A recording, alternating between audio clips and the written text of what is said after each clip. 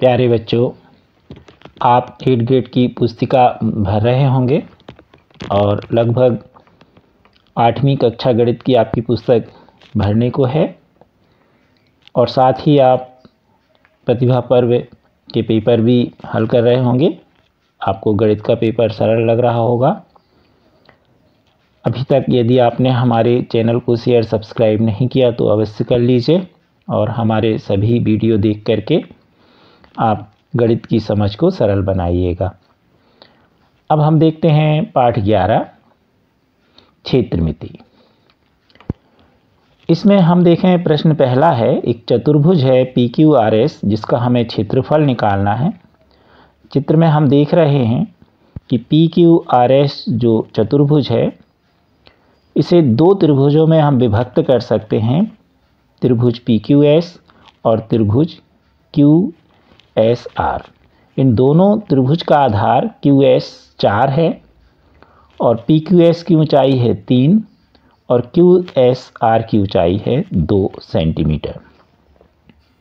तो यहाँ पर हम चतुर्भुज PQRS का क्षेत्रफल बराबर क्षेत्रफल त्रिभुज PQS धन क्षेत्रफल त्रिभुज QSR लेंगे, क्योंकि आप जानते हैं कि त्रिभुज का क्षेत्रफल का सूत्र है 1/2 आधार गुणे ऊंचाई। तो PQS के लिए लेंगे 1/2 गुणे आधार 4 है, 4 गुणे आपकी ऊंचाई इसकी कितनी है 3, तो यहाँ 3 लिख देंगे। धन QSR के लिए देखें तो आधार कितना है इसका भी 4 और ऊंचाई कितनी है 2, तो 4 गुणे 2। अब यहाँ 2 से 4 को काट दीजिए तो 2 आएगा और यहाँ 2 से 2 कट जाएगा तो हमारे पास आएगा 6 धन 4, जोड़ देंगे तो आएगा 10। अब जो चतुर्भुज PQRS का क्षेत्रफल होगा वह होगा 10 वर्ग सेंटीमीटर। क्षेत्रफल को वर्ग सेंटीमीटर में लिखते हैं, इसलिए सेंटीमीटर पर 2 की घात लगाई जाती है, इसे हम वर्ग सेंटीमीटर पढ़ते हैं। ऐसा हम आपको पहले भी समझा चुके हैं। अब प्रश्न दूसरा देखें, एक समचतुर्भुज का क्षेत्रफल ज्ञात कीजिए जिसके विकर्णों की लंबाई 12 सेंटीमीटर और 10 सेंटीमीटर। तो यहाँ पर हम समचतुर्भुज का क्षेत्रफल का सूत्र होता है बराबर 1/2 गुणे विकर्णों का गुणनफल।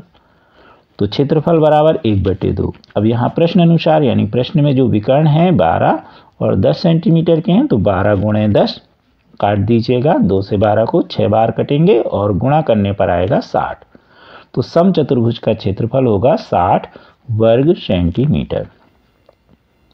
आप सभी सूत्र लिख लें और याद कर लें, ये हम आपको बार बार पहले भी बता चुके कि एक अलग से कॉपी में लिख लीजिए सभी सूत्र परिभाषाओं के। हमारे चैनल में भी परिभाषाएं सूत्र डले, उनको लिख लीजिए और हमेशा याद कर लीजिए और वह कॉपी आप अगली कक्षा में भी उस सूत्र कॉपी को अलग से बना करके और उसमें सूत्र जोड़ते जाइए, आपको गणित बहुत सरल लगेगी। प्रश्न तीसरा, 5 सेंटीमीटर भुजा वाले घन का आयतन ज्ञात कीजिए। तो घन की भुजा A दी है 5 सेंटीमीटर। अब घन के आयतन का सूत्र आपको याद होगा बराबर A पर 3 की घात या A घन, अंग्रेजी में इसको पढ़ते AQ। तो आयतन बराबर होगा 5 का घन। अब 5 का घन यदि याद है आपको तो सीधे 125 लिख दीजिए, नहीं है तो 5 गुणे 5 गुणे 5 गुणा कर लीजिए तो 125 घन सेंटीमीटर। आयतन को हमने बताया था घन शब्द करके लिखते हैं, तो सेंटीमीटर में कितने की घात लगेगी 3 की, इसे हम पढ़ते हैं घन सेंटीमीटर। प्रश्न चौथा है हमारा, एक घनाभ की ऊंचाई ज्ञात कीजिए जिसके आधार का क्षेत्रफल 18 वर्ग सेंटीमीटर और आयतन है 90 घन सेंटीमीटर। अब घनाभ की ऊंचाई हमको नहीं दी तो मान लीजिए h। घनाभ के आयतन का सूत्र होगा आपको याद बराबर L × B × H, लंबाई गुणित चौड़ाई गुणित ऊंचाई। अब लंबाई गुणित चौड़ाई यानी आधार का क्षेत्रफल होगा, यह हमको दिया है 18, तो L गुणित B की जगह हम 18 लिख देंगे, H हमको नहीं दिया तो गुणित H और बराबर में आयतन आपको दिया है 90, 90 लिख दीजिए। 18 का पक्षांतर कर दीजिए तो H बराबर 90/18 काट दीजिए तो H बराबर 5 सेंटीमीटर, यानी घनाभ की ऊंचाई होगी 5 सेंटीमीटर। प्रश्न पांचवा, एक समलंब चतुर्भुज का क्षेत्रफल 42 वर्ग सेंटीमीटर है, इसकी ऊंचाई 6 सेंटीमीटर है, समांतर भुजाओं में से एक भुजा की लंबाई 8 सेंटीमीटर है तो दूसरी समांतर भुजा की लंबाई ज्ञात कीजिए। चूंकि समलंब चतुर्भुज का क्षेत्रफल होता है 1/2 कोष्टक में समांतर भुजाओं का योग गुणित ऊंचाई। सभी सूत्र आप बार बार हम आपसे कह रहे हैं लिखिए और याद करिए। अब इस सूत्र में हम मान रखेंगे 1/2 गुणे, अब समांतर भुजा में मान लीजिए कि जो दूसरी समांतर भुजा है वह x है। तो पहली हमको दी है कितनी, आपको 1 दी है, तो हम कोष्टक में लिखेंगे 8 धन x गुणे ऊंचाई हमको दी है 6 और बराबर में हमको क्षेत्रफल दिया है 42, तो बराबर लिख देंगे 42। काट दीजिए, 2 से 6 को काटिए तो 3 आएगा। अब यहाँ 3 गुणा में रहेगा तो पक्षांतर में चला जाएगा तो बटे में 42 के हर में चला जाएगा, तो 42/3 हो गया। 8 धन x बराबर 42/3। जगह कम है इसलिए हम थोड़ा सा कम स्टेप में इसको हल कर रहे हैं। तो आपको काटने पर कितना आ गया, 14। अब x बराबर क्या होगा, तो हम 8 का पक्षांतर कर देंगे तो x बराबर 14 ऋण 8, तो x बराबर 6। तो जो दूसरी समांतर भुजा की लंबाई होगी वह होगी 6 सेंटीमीटर। अब प्रश्न 6वां देखें। एक ऐसे बेलन की ऊंचाई ज्ञात कीजिए जिसकी त्रिज्या 14 सेंटीमीटर और पृष्ठीय क्षेत्रफल 1936 वर्ग सेंटीमीटर है। अब बेलन की त्रिज्या आपको r दी है 14 सेंटीमीटर, ऊंचाई निकालना है तो ऊंचाई मान लीजिए h है। अब बेलन का पृष्ठीय क्षेत्रफल का सूत्र है 2πr कोष्टक में r धन h। अब यहाँ पर हम मान रखें 2π की जगह लिखेंगे 22/7 गुणे r का मान आपको दिया है 14 कोष्टक में r का मान 14 धन h हमको नहीं मालूम तो धन h ज्यों कहते हैं बराबर, यह हमको दिया है 1936, तो मान रख देंगे। अब हल करेंगे, यहाँ 7 से 14 कट जाएगा तो 2 आ जाएगा। अब गुणा में देखें हम तो 2 गुणे 22 गुणे 2, आप इनका गुणा कर सकते हैं, नहीं तो आप सबसे लास्ट में गुणा करें और पहले जो भी संख्याएं कटती हैं उनको आप काट लें तो सरल विधि से हो जाता है। तो यहाँ से हम 2 गुणे 22 गुणे 2 का हम पक्षांतर करेंगे तो 1936 के बटे में आ जाएंगे और यहाँ आ जाएगा 14 धन h बराबर 1936/2 गुणे 22 गुणे 2। अब इनको आप काट लीजिएगा, हमने काटा है तो इनको काटने पर आपको कितना मिला 22। तो अब 14 धन h बराबर कितना मिला हमें 22, तो 14 का पक्षांतर कर दीजिए तो h बराबर 22 ऋण 14, 22 में से 14 घट गए तो कितना बचा 8। तो इस तरह हमारा उत्तर आएगा। ऊंचाई जो हमको बेलन दिया है, बेलन की ऊंचाई होगी 8 सेंटीमीटर। अगला प्रश्न है एक मछली घर एक्वेरियम। इसकी जो मापें दी गई हैं 70 गुणे 30 गुणे 50, तो इसके तल, पृष्ठभाग वाले फलक और पीछे वाले फलक पर रंगीन कागज लगाना है। तो इसका जो क्षेत्रफल है वो निकालना है कागज़ का। तो सबसे पहले हम देखें जो ये घनाभ आकार का एक्वेरियम है उसकी लंबाई L 70, चौड़ाई B 30 और ऊंचाई h होगी आपकी 50 सेंटीमीटर। अब इसमें 3 बार हम कैलकुलेशन करेंगे तल, तो तल में आएगा लंबाई गुणित चौड़ाई, तो तल का क्षेत्रफल होगा लंबाई गुणित चौड़ाई। तो यहाँ पे हमने जगह कम के कारण एक साथ हल किया है, तो आवश्यक कागज का क्षेत्रफल तल का क्षेत्रफल यानी L गुणित B। आगे बढ़ें, पृष्ठभाग वाले फलक का क्षेत्रफल, तो इसकी जगह हम पहले पीछे वाले फलक को ले लें। तो पीछे वाले फलक में आएगी लंबाई और ऊंचाई, तो इसलिए पीछे वाले फलक का क्षेत्रफल होगा L × H धन। अब पृष्ठभाग 2 होंगे, पृष्ठ जिसे हम बाजू के साइड कह सकते हैं, आजू बाजू के, तो इसमें आएगा आपका चौड़ाई और ऊंचाई, इसलिए हमने लिखा 2 कोष्टक में B गुणित H। फिर से देख लें, तल का क्षेत्रफल होगा L × B, पीछे वाले का क्षेत्रफल होगा पृष्ठ का धन L × H और 2 साइड होंगी इसलिए धन 2 और उनका क्षेत्रफल होगा B × H। अब इसमें हम L, B और H के मान ऊपर से रख देंगे, हमने रख दिए जैसा आप देख रहे हैं।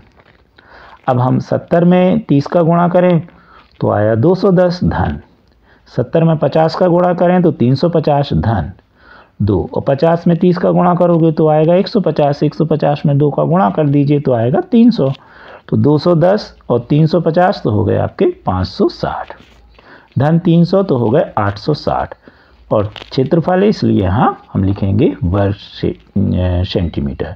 तो ये जो कागज़ है रंगीन, इसका क्षेत्रफल कितना आएगा 860 वर्ग सेंटीमीटर। अगला प्रश्न है, एक घनाभ की विमाएं 60 × 54 × 30 सेंटीमीटर की है।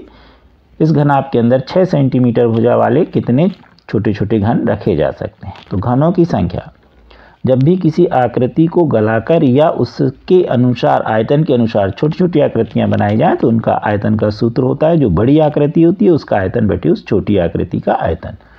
यहाँ पर घनाभ है और घन छोटे छोटे हैं तो घनों की संख्या क्या होगी, घनाभ का आयतन बटे घन का आयतन। घनाभ का आयतन आपको सूत्र मालूम है L × B × H और घन का आयतन का सूत्र आपको मालूम है A³। अब यहाँ पर हम देखें L, B, H, L का मान 60, B का मान 54 और H का मान 30 रख देंगे हम। और जो घन की भुजा दी गई है वो है 6, तो 6 का घन या 6 × 6 × 6 लिख देंगे। ऐसा करने से हमें काटने में सुविधा होती है, काट दीजिएगा। तो काटने पर जो आपको मिला 10 × 9 × 5, तो घनों की संख्या बराबर होगी 450। तो कितने घन बनेंगे, 450 घन। अब देखें अगला प्रश्न, एक भवन में 18 बेलनाकार खंभे हैं। प्रत्येक खंभे की त्रिज्या 35 सेंटीमीटर है और ऊंचाई 5 मीटर है। 9 रुपये प्रति वर्ग मीटर की दर से खंभों का वक्र पृष्ठीय क्षेत्रफल पर पेंट करने का व्यय कितना होगा। तो यहाँ पर सबसे पहले देखिए त्रिज्या सेंटीमीटर में है, ऊंचाई मीटर में, तो हम सेंटीमीटर को मीटर में बदल लेंगे क्योंकि यहाँ जो खर्च है वो वर्ग मीटर में है या मीटर में है। तो सबसे पहले देखें बेलन के जो खंभे हैं बेलनाकार, उनकी जो त्रिज्या r है 35 सेंटीमीटर, तो हम इसको मीटर में बदलेंगे तो 35/100 मीटर हो जाएगी। यहाँ मीटर लिख लीजिएगा। अब ऊंचाई h दी है 5 मीटर, तो 5 मीटर हो गई। अब बेलन के खंभे का वक्रपृष्ठ का सूत्र होता है 2πr/h। कितने खंभे का, एक खंभे का। कितने खंभे हैं, 24, तो 24 के लिए हम 24 का गुणा कर देंगे और यहाँ पर हम सूत्र मान रखेंगे 2π की जगह 22/7, r की जगह 35/100 और h की जगह 5। अब इनको सबको काट लीजिए जैसा हमने काटा है 7 × 35। अब इनको काटने पर अंश में आपको आएगा जो जैसा आप देख रहे हैं 26,400 और बटे में आया 100। 0 0 भी काट दीजिएगा तो आपके पास कितना आ गया 264 वर्ग मीटर। अब जबकि जमाएंगे, एक वर्ग मीटर का खर्च कितना है 9 रुपये, तो 264 का कितना होगा, तो हम इसमें 264 में 9 का गुणा करेंगे। तो हमने लिखा है खंभों का पृष्ठीय क्षेत्रफल पर रंग करने का खर्च या पेंट करने का खर्च 264 × 9, गुणा करने पर आया 2376 रुपये। जगह कम है इसलिए थोड़े से हमने स्टेप कम लिए हैं। अब देखें हम प्रश्न 10वां। वैसे हमने विस्तृत रूप में आपको समझाया है, तो एक एक लाइन आप ध्यान से देखिए और समझिए तो आपको अपने आप सारी चीज़ें समझ में आ रही होंगी। प्रश्न 10वां है, 21 सेंटीमीटर चौड़ाई वाले आयताकार कागज को चौड़ाई के अनुदिश मोड़कर 30 सेंटीमीटर त्रिज्या वाला एक बेलन बनाया गया। बेलन का आयतन निकालिए। तो यहाँ पर हमने एक कागज का टुकड़ा लिया, बनाया और इसकी चौड़ाई हमने लिखी 21 सेंटीमीटर। अब इसको हम चौड़ाई के अनुदिश मोड़ दें जैसा आप देख रहे हैं। तो ये जो ऊंचाई है ये चौड़ाई के रूप में यही ऊंचाई बन जाएगी बेलन की, यानी बेलन की ऊंचाई हो जाएगी 21 सेंटीमीटर और त्रिज्या कितनी दी है 30 सेंटीमीटर। तो त्रिज्या r 30 सेंटीमीटर, ऊंचाई 21 सेंटीमीटर। तो जब बेलन बनाएंगे तो ऐसा बनेगा। अब बेलन के आयतन का सूत्र v = πr²h। पाई का मान रख दीजिए 22/7। r त्रिज्या आपको कितनी दी 30, स्क्वायर है तो 2 बार लिख दीजिए 30 × 30 और ऊंचाई h कितनी है 21।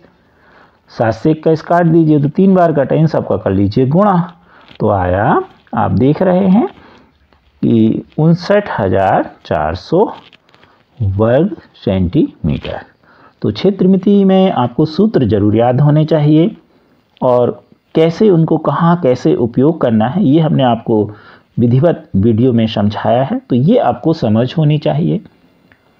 इस तरह आप क्षेत्रमिति के सवाल करिए, आपको अवश्य समझ में आएंगे और हम समय समय पर आपको क्षेत्रमिति के वीडियो देते रहेंगे।